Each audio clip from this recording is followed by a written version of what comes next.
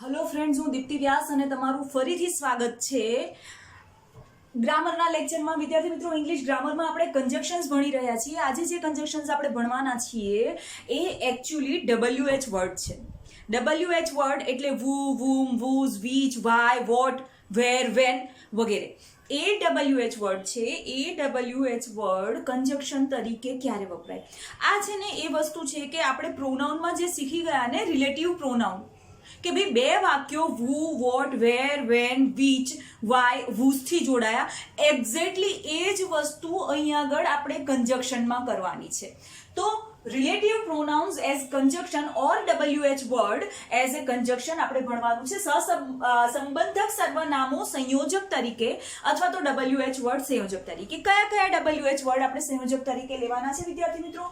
વુ કે જે, whose કે જેનું, whom કે જેને, which કે જે, what કે જે, that કે જે, when એટલે ક્યારે, where એટલે ક્યાં, why એટલે શા માટે અને how એટલે કેવી રીતે। હવે આ બધા જ કન્જક્શનમાં વિદ્યાર્થી મિત્રો આપણે યાદ એ રાખવાનું છે કે આ જે કન્જક્શન છે એ કન્જક્શનમાં અમુક જે કન્જક્શન્સ છે એ પર્ટિક્યુલર મનુષ્યો માટે જ વપરાય છે। ઓકે, એવા કન્જક્શન કયા? તો એવા કન્જક્શન આ ત્રણ છે, વુ, whose અને whom। આ ત્રણ કન્જક્શનો, વુ, whose અને whom, આ ત્રણ કન્જક્શનો છે વિદ્યાર્થી મિત્રો। એ ત્રણ કન્જક્શનો પર્ટિક્યુલર મનુષ્ય માટે વપરાય છે।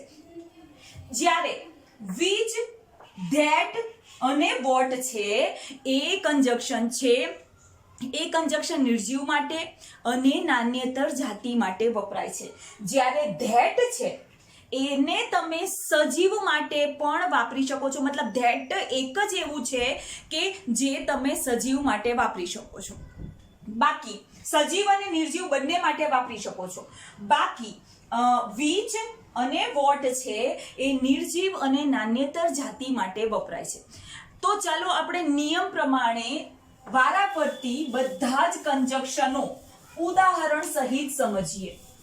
સૌથી પહેલું વુ એટલે કે જે। ઓકે, સૌથી પહેલો નિયમ, જો તમને બે વાક્યો આપ્યા છે, બંને વાક્યોમાં પહેલા વાક્યના અંતે તમને મનુષ્યનું નામ આપ્યું છે અને બીજા વાક્યની શરૂઆતમાં એ મનુષ્યના નામના રિલેટેડ તમને સબ્જેક્ટ આપ્યો છે એટલે કે સર્વનામ આપ્યું છે। પાછળ જે મનુષ્યનું નામ છે એના રિલેટેડ તમને સર્વનામ આપેલું છે અને એ સર્વનામ પછી તરત જ પ્રાથમિક સહાયકારક ક્રિયાપદ એટલે કે ટુ બી નું ફોર્મ એમ ઇઝ આર આપ્યું છે અથવા તો વોઝ વર આપ્યું છે, અથવા તો સહાયકારક ક્રિયાપદ આપ્યું છે can, could, shall, should, will, would, may, must, might, એ સહાયકારક ક્રિયાપદ થાય। અથવા તો કોઈ સામાન્ય ક્રિયાપદ આપ્યું છે, દાખલા તરીકે પ્લે છે, ઈટ છે, ડ્રિંક છે, એ ક્રિયાપદ થયા। રમવું, ખાવું કે પીવું એ આપ્યા છે તો તમારે એ બંને વાક્યોને વુ થી જોડવાના, પણ તમે વુ મૂકો એટલે બીજા વાક્યમાં જે સર્વનામ આપ્યું છે એ સર્વનામ નીકળી જાય। કેવી રીતે ચાલો જોઈએ। He is a boy, he is a doctor। આ વાક્યમાં તમે જોઈ શકો છો અહીંયા આગળ બોય મનુષ્યનું નામ છે, છોકરો, છેલ્લે મનુષ્યનું નામ આપ્યું છે। અહીંયા જે બોયની વાત થઈ છે વિદ્યાર્થી મિત્રો, એ જ વસ્તુ અહીંયા આગળ એના માટે સર્વનામ આપ્યું છે। બોય છે તો એને માટે હી। ઓકે, પહેલો નિયમ સાબિત થઈ ગયો, પહેલા વાક્યના છેડે મનુષ્યનું નામ। બીજો નિયમ સાબિત થઈ ગયો કે એ મનુષ્યના નામને રિલેટેડ સર્વનામ છે, એ સર્વનામ અહીંયા આગળ આપી દીધું છે। ત્રીજું શું? તો ત્રીજો નિયમ એ હતો કે એ સર્વનામ પછી તમને પ્રાથમિક ક્રિયાપદ, પ્રાથમિક સહાયકારક ક્રિયાપદ કે ક્રિયાપદ આપેલું છે, અહીંયા ઇઝ આપેલું છે, તો આવા વાક્યો વુ થી જોડાય। કેવી રીતે? હી ઇઝ, હવે અહીંયા આગળ અ બોય છે, એક છોકરાના સંદર્ભે એ મૂક્યો છે, પણ તમે જ્યારે જોડો છો ત્યારે પર્ટિક્યુલર છોકરો થઈ જાય કે આ તે છોકરો છે। This is the boy who is a doctor। આ એ છોકરો છે કે જે ડોક્ટર છે. આ આવી રીતે જોડાય. મનુષ્યનું નામ, પછી બીજા વાક્યમાં એ મનુષ્યના નામના રિલેટેડ સર્વનામ, એના પછી કોઈ પણ પ્રકારનું ક્રિયાપદ આવે. એમ ઇઝ આર છે, વોઝ વર છે, can could shall should will would, or મૂળ ક્રિયાપદ ખાવું પીવું બેસવું ઉઠવું, મતલબ કે ઈટ છે, ડ્રિંક છે, સીટ છે, સ્ટેન્ડ અપ છે. તો એવી રીતે ક્રિયાપદ હોય તો તમારે એ વાક્યને વુ થી જોડવાનું. વાક્યને તમે વુ થી જોડો છો એટલે બીજા વાક્યનું ક્રિયાપદ બીજા વાક્યનું સર્વનામ શરૂઆતમાં જ આપ્યું હશે એ કાઢી નાખવાનું. હવે બીજું વાક્ય આપણે જોઈએ કે ભાઈ Rehana is a girl, she won first prize. Rehana એક છોકરી છે, તેણે પહેલું ઇનામ જીત્યું. તો અહીંયા આગળ ગર્લ છે એના રિલેટેડ અહીંયા આગળ she સર્વનામ આપી દીધું છે. ઓકે, અહીંયા she પછી તમને ક્રિયાપદ આપ્યું છે વોન. વોન એટલે જીતી, ભૂતકાળનું રૂપ છે વિનનું. વોન એટલે જીતી, મતલબ કે અહીંયા આગળ તમને ઇઝ આપ્યું છે, મતલબ પ્રાથમિક સહાયકારક ક્રિયાપદ આપ્યું છે. તો અહીંયા આગળ તમને ક્રિયાપદ આપ્યું છે ને એનુંય ભૂતકાળનું રૂપ. તો આ કેવી રીતે જોડાશે? તો ભાઈ રેહાના ઇઝ ધ ગર્લ, એની જગ્યાએ તમારે ધ મૂકવું કમ્પલસરી છે. વુ વોન ધ ફર્સ્ટ પ્રાઇઝ. આ થઈ ગયું તમારું વાક્ય વુ થી જોડાયું. વાક્યના અંતે મનુષ્યનું નામ, બીજા વાક્યમાં તરત જ એ મનુષ્યના નામ રિલેટેડ સર્વનામ. સર્વનામ પછી કાં તો તમને પ્રાથમિક સહાયકારક ક્રિયાપદ કે સહાયકારક ક્રિયાપદ કે સાદું ક્રિયાપદ આપેલું હોય તો તમારે એ બીજા વાક્યમાંથી જે સર્વનામ છે એ સર્વનામને કાઢીને તમારે વુ મૂકવાનું રહેશે. તો આ થઈ ગયું વુ થી જોડાતું વાક્ય. હવે પછીનું જે સર્વનામ છે વિદ્યાર્થી મિત્રો, એ સર્વનામ છે વૂઝ. WHOSE, વૂઝ એટલે કે જેનું, કે જેના, કે જેની. વૂઝ છે એ વૂઝ પણ મનુષ્ય માટે વપરાય છે, પણ એ મનુષ્યની સંબંધક વિભક્તિ તરીકે વપરાય છે. વુ છે એ કર્તા વિભક્તિ તરીકે વપરાય છે. અહીંયા આગળ શી કે આપણે હી જોયું, જેને આપણે કાઢ્યું અને વુના સ્થાને મૂક્યું એ કર્તા વિભક્તિ હતી. જ્યારે વૂઝ છે એ વૂઝ સંબંધક વિભક્તિ તરીકે વપરાય છે. ઓકે, જ્યારે તમે વૂઝ થી વાક્ય જોડો છો તો એક વાક્યમાં, પહેલા વાક્યમાં મનુષ્યનું નામ આપ્યું હશે અને બીજા વાક્યની અંદર તમને કોઈ એ મનુષ્યના નામના રિલેટેડ અથવા તો એ મનુષ્યના રિલેટેડ અથવા તો એ મનુષ્ય સંબંધિત, એ મનુષ્યની માલિકી દર્શાવતી વસ્તુ આપી હશે. કેની સાથે? સંબંધક વિભક્તિ સાથે. કેવી રીતે આપણે જોઈએ. દાખલા તરીકે Rohan is a teacher, his subject is maths. Rohan is a teacher, his subject is maths. હવે અહીંયા આગળ આ થઈ ગયું મનુષ્યનું નામ. પછી આ ટીચર એટલે કે રોહનના રિલેટેડ અહીંયા આગળ તમને સંબંધક વિભક્તિ આપી છે. તેનો વિષય, હીઝ સબ્જેક્ટ, તેનો વિષય એટલે આ સંબંધિત વિભક્તિ થઈ ગઈ ને આ એની માલિકી થઈ ગઈ. રોહનનો સબ્જેક્ટ છે એ તમને આપ્યું છે, બરોબર છે. તો આ વાક્ય કેવી રીતે જોડાશે? તો Rohan is the teacher whose subject is maths.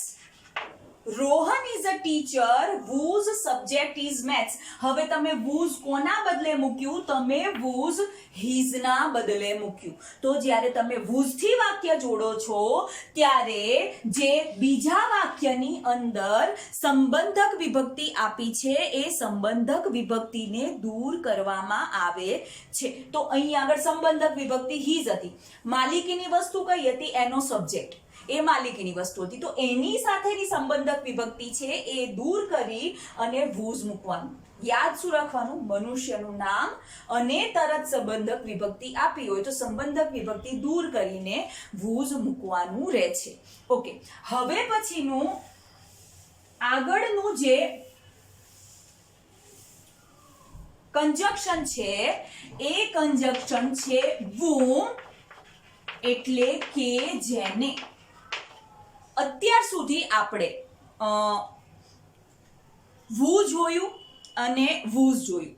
બંનેમાં કોમન શું હતું કે બંનેમાં પહેલું વાક્ય અને બીજું વાક્ય બેયમાં કર્તા એક જ હતું. યાદ રાખજો, who અને whose થી જે બે વાક્યો જોડ્યા એ બંને વાક્યોમાં પહેલા વાક્યનો કર્તા અને બીજા વાક્યનો કર્તા સેમ હતું. whoની અંદર તમે વાક્ય જોડ્યું તો તમે કર્તા વિભક્તિ દૂર કરી. થી તમે વાક્ય જોડ્યું તો તમે કર્મ વિભક્તિ દૂર કરી, સોરી સંબંધક વિભક્તિ દૂર કરી. થી વાક્ય જોડ્યું તો તમે સંબંધક વિભક્તિ દૂર કરી. હવે જ્યારે તમે થી વાક્ય જોડો છો ત્યારે તમારે કર્મ વિભક્તિ દૂર કરવાની રહેશે. શરત આમાં પણ પાછી એ છે કે પહેલા વાક્યના અંતે મનુષ્યનું નામ આવવું જોઈએ. પહેલા વાક્યનો મનુષ્ય અને બીજા વાક્યના મનુષ્ય બે જુદા હોવા જોઈએ. યાદ રાખજો, who અને whose માં બે વાક્યોમાં એક જ વ્યક્તિના સર્વનામો વપરાયા હતા, નામ અથવા સર્વનામ. whomની અંદર બંને વ્યક્તિ જુદા હશે. પહેલી વસ્તુ, પહેલા વાક્યમાં અને બીજા વાક્યમાં બંને નામ અથવા તો સર્વનામ જુદા જુદા હશે. પહેલા વાક્યમાં છેલ્લે મનુષ્યનું નામ હશે, બીજા વાક્યમાં બીજા મનુષ્યનું નામ હશે અને એ મનુષ્યના નામ પછી તરત જ ક્રિયાપદ, સહાયકારક ક્રિયાપદ કે પ્રાથમિક સહાયકારક ક્રિયાપદ આપ્યું હોય તો તમારે whomથી જોડવાનું. પણ શું કરવાનું? તમારે વાક્યની અંદર જે કર્મ વિભક્તિ આપી છે ને એ કર્મ વિભક્તિ તમારે દૂર કરવાની. કેવી રીતે? તો એ વસ્તુ આવી રીતે થશે કે ભાઈ he is Rohan principal called him in his office. Okay, તે રોહન છે. પહેલી શરત મનુષ્યનું નામ આવી ગયું. પહેલી શરત મનુષ્યનું નામ આવી ગયું. હવે બીજા વાક્યમાં રોહનના રિલેટેડ કોઈ નામ કે સર્વનામ નથી આપ્યું. બીજા વાક્યમાં કોઈ બીજા જ મનુષ્યનું નામ આપ્યું છે અને એ બીજા મનુષ્યના નામ પછી તમને ક્રિયાપદ આપ્યું છે, કોલ્ડ એટલે બોલાવ્યા. તો યાદ શું રાખવાનું? મનુષ્યનું નામ છે પહેલા વાક્યમાં, બીજા વાક્યમાં બીજા મનુષ્યનું નામ છે અને એ મનુષ્યના નામ પછી તમને ક્રિયાપદ આપ્યું છે તો વાક્ય whomથી જોડાય. કેવી રીતે? he is Rohan whom principal called. હવે અહીંયા આગળ તમે whom મૂકી દીધું. whom મૂકી દીધા પછી બીજા વાક્યની અંદર જે કર્મ વિભક્તિ છે કોની? તો ભાઈ રોહન છોકરો છે, હી છે, એના રિલેટેડ કર્મ વિભક્તિ. તો એ કઈ છે? એ છે હિમ. એને તમારે દૂર કરવાની. તમે whom મૂકી દીધું એટલે કર્મ વિભક્તિ હિમ છે એને તમારે દૂર કરી નાખવાની. એટલે હું આ નથી લખતી in his office. વાક્ય કેવી રીતે બન્યું? he is Rohan whom principal called in his office. whom મૂક્યું એટલે him કાઢ્યું. who મૂક્યું who. who મૂક્યું તો બીજા વાક્યમાંથી he કાઢ્યું. whose મૂક્યું તો બીજા વાક્યમાંથી his કાઢ્યું. તો પહેલા વાક્યમાં જેનું નામ આપ્યું છે એના હિસાબથી જે વિભક્તિઓ આપી છે એ કાઢવાની. who મૂકો છો તો he she it માંથી જે આપ્યું હશે અથવા તો આયુ વિધેય he she it હશે એ દૂર થશે. whose મૂકો છો તો સંબંધક વિભક્તિ દૂર થશે, who મૂકો છો તો કર્તા વિભક્તિ દૂર થશે, સબ્જેક્ટ દૂર થશે. સબ્જેક્ટ કયા કયા? I, you, we, they, he, she અને it. 7 સબ્જેક્ટ થયા. who મૂકો છો તો આ 7 સબ્જેક્ટ કર્તા વિભક્તિ દૂર થશે. whose મૂકો છો તો my, our, their, your, his, her અને its એ સંબંધક વિભક્તિ દૂર થશે. જ્યારે તમે whom મૂકો છો ત્યારે કર્મ વિભક્તિ. કઈ કઈ કર્મ વિભક્તિ થશે તો કર્મ વિભક્તિ થશે me, us, you, them, him, her અને it. એ કર્મ વિભક્તિ તમારે દૂર કરવાની રહેશે જ્યારે તમે whom થી વાક્ય જોડો છો. ઓકે, હવે પછીની જે વિભક્તિ આવે છે, હવે પછીનું જે કંજક્શન આવે છે વિદ્યાર્થી મિત્રો, એ કંજક્શન છે that, કે અથવા તે. ઓકે, કે અથવા તે. જો who, whose અને whom એમાં એ મનુષ્યો માટે જ વપરાય, બીજા કોઈ માટે ના વપરાય. મનુષ્યો માટે એટલે કોઈ છોકરા છોકરી, ભાઈ કે બહેન, એ રીતે મનુષ્યો માટે વપરાય છે. બટ ધેટ છે એ ધેટ બંને માટે વપરાય છે. મનુષ્યો મતલબ કે સજીવ માટે વપરાય છે, નિર્જીવ માટે વપરાય છે અને નાન્યતર જાતિ માટે વપરાય છે. નિયમો કયા? તો નિયમો જે વૂને લાગુ પડે છે ને, જેને વૂ માટે આપણે વાત કરતા હતા, એ જ નિયમો ધેટથી વાપરી શકાય. કારણ કે ધેટ સજીવ અને નિર્જીવ, મનુષ્યો માટે, નિર્જીવ વસ્તુઓ માટે અને નાન્યતર જાતિ ત્રણેય માટે ધેટ વપરાય છે. કેવી રીતે? તો ભાઈ આ વસ્તુ આમ જ થશે. he is a boy, he scored 95% marks. તમને who નથી આપ્યું કંજક્શન તરીકે જોડવામાં, તમને ધેટ આપ્યું છે, તો ધેટ પણ whoના નિયમ પ્રમાણે જોડાશે. જો મનુષ્યનું નામ છે, બીજા વાક્યમાં એ મનુષ્યના નામના રિલેટેડ તમને સર્વનામ આપ્યું છે, કર્તા વિભક્તિ આપી છે, એને તમે દૂર કરી દો અને એની જગ્યાએ ધેટ મૂકી દો. તો ભાઈ he is the boy, અહીંયા આગળ તમારે એના બદલે ધ મૂકવું પડે. the boy that scored 95% marks. આપણે જ્યાં who મૂકતા હતા ત્યાં આપણે that પણ મૂકી શકીએ. તો આ રીતે આપણે વાક્ય that થી પણ જોડી શકીએ. હવે આ જ વસ્તુ જ્યારે કોઈ નિર્જીવ વસ્તુ માટે લેવાની છે તો એ કેવી રીતે થાય? તો નિર્જીવ વસ્તુ માટે આપણે લઈ લઈએ કે ભાઈ it is a book, it gives us knowledge. KNOWLEDGE. It is a book, it gives us knowledge. Okay, હવે અહીં આગળ બુક એ નિર્જીવ વસ્તુ થઈ ગઈ. એ નિર્જીવ વસ્તુનું સર્વનામ કયું છે? અહીં આગળ ઈટ છે. તો જ્યારે તમારે ધેટ મૂકવું છે તો તમારે એ નિર્જીવ વસ્તુનું સર્વનામ કાઢવાનું. કેવી રીતે વાક્ય થશે? It is a book that gives us knowledge.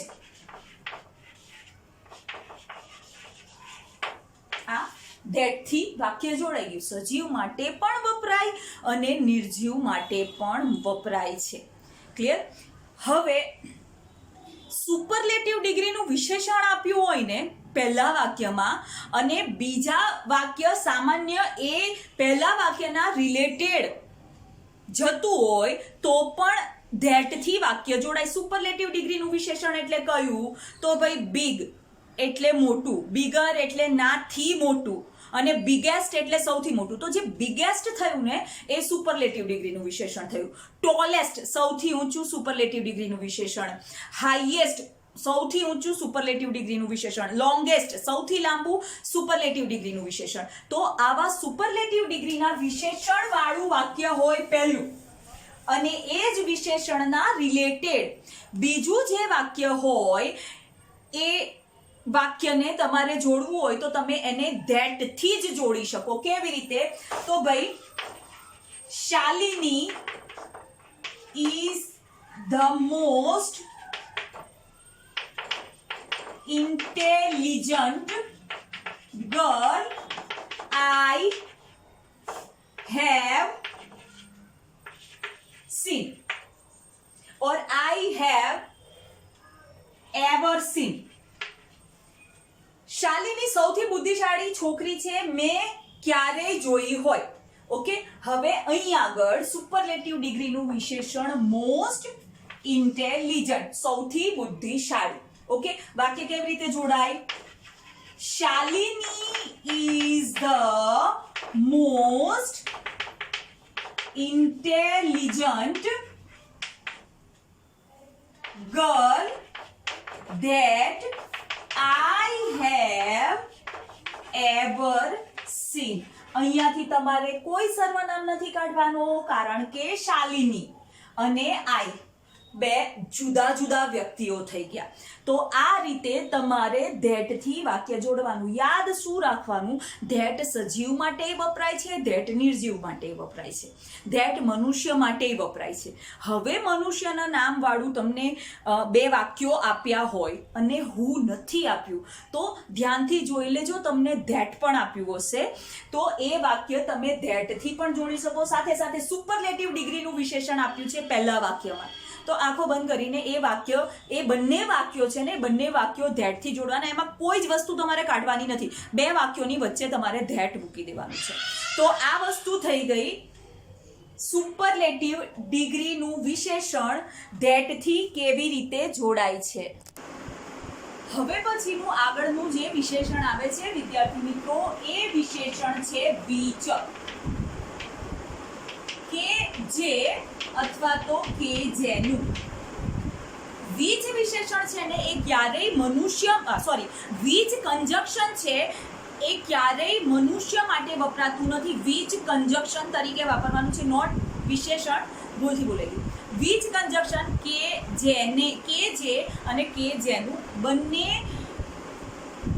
બે વિભક્તિમાં વપરાય છે. વીજ કે જે તમે નાન્યતર જાતિ અથવા તો નિર્જીવ જાતિની, નિર્જીવની કર્તા વિભક્તિ તરીકે અને નાન્યતર જાતિ અથવા તો નિર્જીવ વસ્તુની સંબંધક વિભક્તિ તરીકે તમે વીજ વાપરી શકો છો.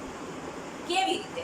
તો ભાઈ પહેલી વસ્તુ એ કે જો તમને પહેલા વાક્યના અંતે નિર્જીવ વસ્તુનું નામ આપ્યું છે અથવા તો નાન્યતર જાતિનું નામ આપ્યું છે, બીજા વાક્યમાં એ નાન્યતર જાતિ અથવા તો નિર્જીવ જાતિને અનુલક્ષીને કોઈ સર્વનામ આપ્યું છે, એ સર્વનામ કાઢો. એ કર્મ વિભક્તિ કર્તા વિભક્તિનું સર્વનામ આપ્યું છે કે સંબંધક વિભક્તિનું સર્વનામ આપ્યું છે, એ સર્વનામ કાઢો અને વીજથી જોડી દેવાનું. ઓકે, યાદ શું રાખવાનું છે? વાક્યના અંતે કાં તમને નિર્જીવ વસ્તુનું નામ આપ્યું છે કાં નાન્યતર જાતિનું નામ આપ્યું છે અને બીજા વાક્યમાં નિર્જીવ વસ્તુના રિલેટેડ કર્તા વિભક્તિ આપી છે અથવા તો સંબંધક વિભક્તિ આપી છે, અથવા તો નિર્જીવ વસ્તુના રિલેટેડ તમને નાન્યતર જાતિના રિલેટેડ તમને કર્તા વિભક્તિ આપી છે અથવા તો સંબંધક વિભક્તિ આપી છે, તો એ વસ્તુ કાઢીને તમારે વીજથી વાક્ય જોડવાનું. આપણે બે ઉદાહરણ દ્વારા સમજીએ. હવે This is a lion. It killed deer. આ પહેલું વાક્ય. આ લાયન છે એ લાયન નાન્યતર જાતિ થઈ ગઈ, એના રિલેટેડ સર્વનામ આપ્યું છે ઈટ. ઓકે, બીજું વાક્ય. This is a chair. Its legs are broken. અહીંયા આગળ જે ચેર છે એ ચેર નિર્જીવ વસ્તુ થઈ ગઈ અને એના રિલેટેડ તમને સંબંધક વિભક્તિ આપી છે ઈટ્સ. અહીંયા આગળ તમને કર્તા વિભક્તિ આપી છે ઈટ અને નીચે સંબંધક વિભક્તિ આપી છે ઈટ્સ. હવે આ બે વાક્યો છે એ બંને વાક્યો વીજથી જોડાય છે. શું કરવાનું છે? તો ભાઈ નાન્યતર જાતિ આપી છે એના રિલેટેડ જે કર્તા વિભક્તિ છે એને કાઢો અને એની જગ્યાએ which મૂકી દો. તો ભાઈ these is એની જગ્યાએ the lion which killed deer. આ એ સી છે કે જેણે હરણને મારી નાખ્યું, કે જે હરણને મારી. ઓકે, હવે અહીં આગળ જુઓ. This is a chair. chair નાન્યતર જાતિ છે. નાન્યતર જાતિના રિલેટેડ સંબંધક જે સર્વનામ છે એને કાઢીને મેં which મૂકી દીધું. Which legs are broken. આ એ ખુરશી છે કે જેના પાયા તૂટેલા છે. આ broken એટલે તૂટેલા છે. તો which છે એના માટે શું યાદ રાખવાનું? તો વાક્યના અંતે કા નાન્યતર જાતિનું નામ લો કા તમે નિર્જીવ જાતિનું નામ લો. કા નાન્યતર જાતિ કા નિર્જીવ જાતિ, એના બદલે તમારે which મૂકવાનું છે. નિયમો કોના જેવા લાગુ પડશે? નિયમો who અને whose માફક લાગુ પડશે. તમારે કર્તા વિભક્તિ દૂર કરવાની છે. which થી વાક્ય મૂકો તો નિર્જીવ કે નાન્યતર જાતિના રિલેટેડ કર્તા વિભક્તિ દૂર કરવાની. તમારે which સંબંધક વિભક્તિ તરીકે વાપરવું છે તો તમારે વાક્યમાંથી સંબંધક વિભક્તિ દૂર કરવાની રહેશે. તો આ વસ્તુ થઈ ગઈ which થી વાક્ય કેવી રીતે જોડાય છે.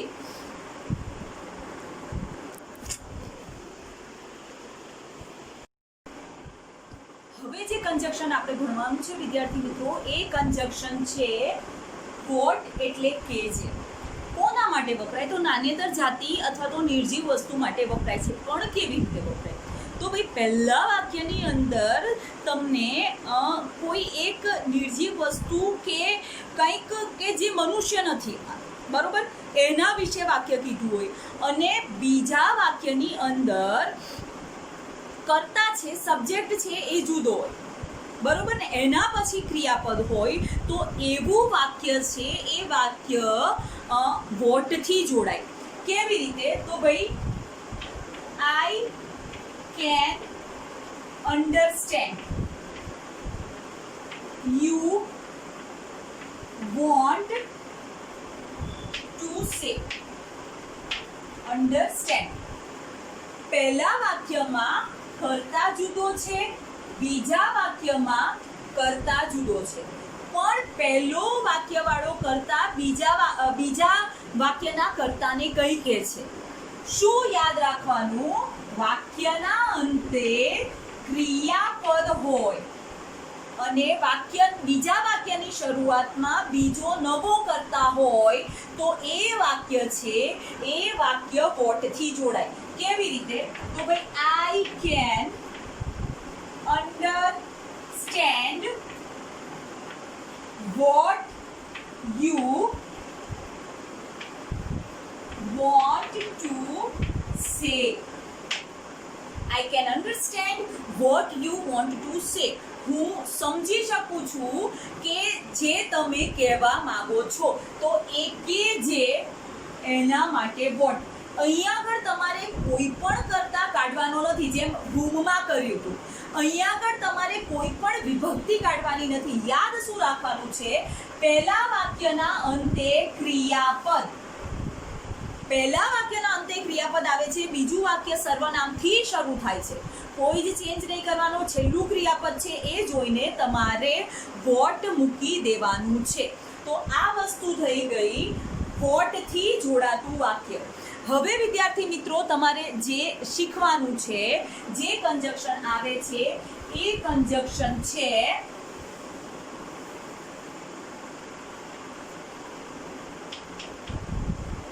when એટલે ક્યારે. when એટલે ક્યારે. તો આ પ્રકારનું જે કંજક્શન છે when એ સમય દર્શાવે છે અને વાક્યની અંદર સમય દર્શક શબ્દો આપેલા હશે. કેવી રીતે, કયા પ્રકારના શબ્દો આપેલા હશે એ આપણે જોઈએ. આઈ know the date he was born. I know the date he was born. હવે સમયદર્શક શબ્દ કયો આપ્યો? ડેટ. આવું વાક્ય હોય એ when થી જોડાય કેવી રીતે? તો ભાઈ I know the date when he was born. I know the date when he was born. અહીંયા આગળ ડેટ આપ્યું, અહીંયા મંથ પણ હોઈ શકે, અહીંયા આગળ ટાઈમ TIME ટાઈમ લખેલું પણ હોઈ શકે, અહીંયા આગળ યર પણ લખેલું હોઈ શકે, અહીંયા આગળ ડે પણ લખેલો હોઈ શકે, કોઈ પણ વસ્તુ હોઈ શકે, પણ એ શબ્દ હશે ને એ શબ્દ સમયનું સૂચન કરતો હશે. તો ભાઈ વાક્યના અંતે સમય સૂચક શબ્દ આપ્યો હોય તો એ વાક્ય બીજા વાક્ય સાથે when થી જોડાય છે. ઓકે, મને એ તારીખની ખબર છે કે એ ક્યારે જન્મ્યો હતો, તો એ વસ્તુ થઈ ગઈ ડેટ, સમય સૂચક શબ્દ, તો તમારે એ વાક્ય when થી જોડવાનું. એવું જ બીજું કંજક્શન છે વિદ્યાર્થી મિત્રો, એ કંજક્શન છે where, એટલે ક્યાં. અહીંયા આગળ આવશે સ્થળ સૂચક શબ્દો, અહીંયા આગળ આવશે સ્થળ સૂચક શબ્દો. કેવી રીતે? તો ભાઈ This is the school I used to study. સ્થળ સૂચક શબ્દ કયો આવ્યો? સ્કૂલ. તો વાક્યના અંતે સ્થળ સૂચક શબ્દ છે તો એ વાક્ય તમારે where થી જોડવાનું આવે. કેવી રીતે? તો ભાઈ This is the school where I used to study. This is the school where I used to the study. આ એ સ્કૂલ છે કે જ્યાં હું ભૂતકાળમાં, યુઝડ ટુ ભૂતકાળનું સૂચન કરે, ભૂતકાળમાં ભણતો હતો. તો એ વસ્તુ થઈ ગઈ. સ્થળ સૂચક શબ્દ છે તો તમે વાક્યને where થી જોડો. સમય સૂચક શબ્દ આપ્યો છે તો વાક્યને તમારે when થી જોડવાનું. ઘણી વખત તમને સ્થળ સૂચક શબ્દ નથી આપ્યો. કેવી રીતે? I don't know, full stop. He lives, બરોબર છે? lives LIVES lives એટલે રહે છે. હવે I don't know, હવે રહે છે, lives એ શબ્દ જગ્યા સૂચવે છે, તો એ વાક્ય પણ where થી જોડાય. કેવી રીતે હું તમને બતાવું. I don't know, તમને પ્લેસ આપ્યું જ નથી, પ્લેસ લખેલું આપ્યું જ નથી, પ્લેસ એટલે જગ્યા, એ વસ્તુ આપી જ નથી. He lives, તમને અહીંયા આગળ કોઈ પ્લેસ, કોઈ સ્કૂલ, કશું જ નામ નથી આપ્યું, પણ he lives એટલે તે રહે છે. તો અહીંયા આગળ રહેવાની વાત થઈ છે ને, તો એ જગ્યા હોય. તો આવા વાક્યો પણ where થી જોડાય. I don't know where he lives, મને ખબર નથી તે ક્યાં રહે છે. ઓકે, તો આ વસ્તુ થઈ ગઈ where કંજક્શન તરીકે. તમને પ્લેસ કે સ્કૂલ કશું જ નથી આપ્યું, વાક્યનો ભાવ સમજીને તમારે where મૂકવાનું. એવી જ રીતે when માં પણ થાય. I don't know when he will come, મને ખબર નથી એ ક્યારે આવશે, બરોબર? he will come એની આવવાની વાત થઈ છે તો અહીંયા આગળ સમય જ સૂચવે છે. તો એ વસ્તુ સમય સૂચક શબ્દ હોય કે ના હોય, વાક્યનો ભાવ સમજીને where કે when મૂકવાનું. એવું જ એક કંજક્શન છે વિદ્યાર્થી મિત્રો, એ કંજક્શન છે why એટલે શા માટે. તમને એક ઘટના બતાવી હશે, એ ઘટના પછી એના ઘટના માટે જવાબદાર કારણ બતાવ્યું હશે. હવે એક ઘટના બતાવી છે, એ ઘટનાને જવાબદાર કારણ બતાવ્યું છે, તો એ બંને વાક્યોની વચ્ચે વાય મુકાય છે. શા માટે? હવે એક ઘટના લખું, હી ઇઝ એબસન્ટ, તે ગેરહાજર છે. આઈ don't no the reason, I don't no the reason. હવે ઘટના કઈ થઈ ગઈ? તે ગેરહાજર છે. ઓકે, અહીંયા કારણ નથી બતાવ્યું, પણ અહીંયા આગળ રીઝન એટલે કારણ શબ્દ આપેલો છે. રીઝન નું ગુજરાતી થાય કારણ. તો આ વાક્ય કેવી રીતે જોડાય? તો એક વસ્તુ યાદ રાખજો, આ જે વાક્ય છે એ શરૂઆતમાં આવી જાય. I don't no the reason Y he is absent. મને કારણની ખબર નથી તે શા માટે ગેરહાજર છે. ઓકે, હવે જે ઘટના હતી ને ઘટનાને પાછળ મૂકી દેવાની. જે કારણ આપ્યું છે કે નથી આપ્યું, શબ્દ આપ્યો છે કે નથી આપ્યો, એને તમારે આગળ લઈ લેવાનું. ક્યારેક એવું પણ બને કે તમને અહીંયા આગળ રીઝન આપેલું જ નથી, આઈ ડોન્ટ નો. હવે વસ્તુ શું થઈ ગઈ? મને ખબર નથી. he is absent, તે ગેરહાજર છે. તો આ વાક્ય જે તમે ગુજરાતી કરો તો વાક્ય જે રીતે થઈ જાય, I don't know why he is absent, મને ખબર નથી એ શું કામ ગેરહાજર છે. હવે શા માટે અથવા તો શું કામ, એ શું બતાવે? એ કારણ બતાવે. એ કારણ ગાયબ છે, પણ તમને એમને વાક્ય આપી દીધા છે. તો એવું વાક્ય છે, તમને રીઝન આપેલું છે કે નથી આપેલું, એનાથી કોઈ ફેર નથી પડતો. આ વાક્ય છે એ વાક્ય વાય થી જોડાય. ક્લિયર? આ વસ્તુ થઈ ગઈ, વાય થી વાક્ય જોડવાનું. હવે પછીનું જે લાસ્ટ કંજક્શન છે વિદ્યાર્થી મિત્રો, એ કંજક્શન છે હાઉ. હાઉ એટલે કેવી રીતે. કોઈ પણ ઘટના કેવી રીતે બની છે. બે વાક્યો આપ્યા છે, એમાં કોઈ પણ ઘટના કેવી રીતે બની છે એ બે વાક્યોને જોડવાના હોય તો એ વાક્યો છે એ વાક્યો હાઉથી જોડાય. દાખલા તરીકે એ પાસ થઈ ગયો, એના પપ્પાને ખબર નથી એ કેવી રીતે પાસ થઈ ગયો. હવે આ જ વાક્યને બે જુદા જુદા વાક્યને જોડવાના. તો કેવી રીતે થશે કે ભાઈ, આઈ passed the exam, my father didn't know. કોઈ ક્રિયા કરી લીધી છે, એક્ઝામ પાસ કરી લીધી છે, એના પાછળના કારણની ખબર નથી. ઓકે, તો આવા વાક્યો છે એ કારણ, કેવી રીતે એ ઘટના બની, કેવી રીતે એ ક્રિયા થઈ, એવા વાક્યો જોડવા માટે તમારે વાય વાપરવાનું. હવે ક્રિયા કઈ બની? એક્ઝામ પાસ થવાની. જાણતું પણ નથી કેવી રીતે બની, એ કોનો પ્રશ્ન થઈ ગયો? તો ભાઈ એ આપણો ને એના ફાધરનો પ્રશ્ન થઈ ગયો. વાક્ય કેવી રીતે જોડાશે? આ નો વાળું વાક્ય હોય ને પહેલા લઈ લેવાનું. My father didn't know how I passed exam. મારા પપ્પાને ખબર નહોતી કે મેં પરીક્ષા અથવા તો એક્ઝામ છે એ એક્ઝામ કેવી રીતે પાસ કરી. તો વિદ્યાર્થી મિત્રો, આ કંજક્શન થઈ ગયું હાઉ.